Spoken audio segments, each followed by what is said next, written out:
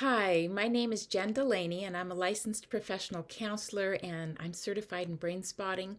If you'd like to learn more about brain spotting, you can go to Dr. David Grand's website, brainspotting.com, or my website, jenniferdelaney.com, to learn more. This video is for brain spotting therapists, and I want to address just a few things that clients might be concerned about, including if they're doing the process right and concerns that come up around that.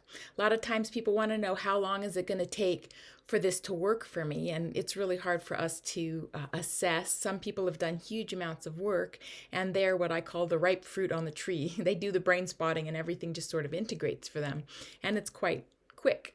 But other people, have suffered quite a bit throughout their lifetime, and it might take, I think probably the longest client has been 6 to 7 years, but some people are 2 years, some people are 6 months. I mean, there's really no saying. It just depends on what you're coming in for and what your goals are, what you're hoping to achieve.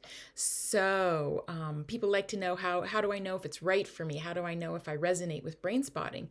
And the only way to know, because it's a body-centered technique, it's not something I can explain fully. I can explain it, but really to experience it, because it's an experiential form, is the best way.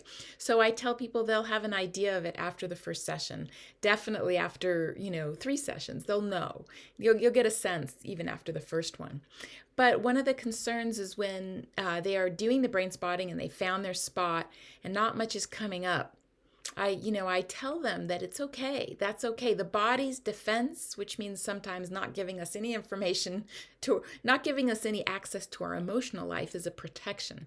And to try and force that protection goes against, it's counterintuitive, and it makes it worse. So accepting that nothing's coming up in the moment is actually a way to suddenly open the door to a lot coming up.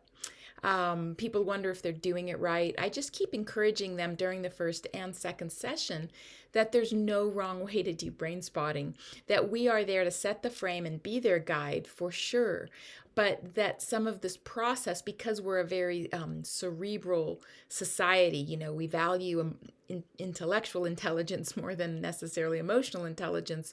We're focused on the mind and figuring it out and making the connections. Is this from when I was 3?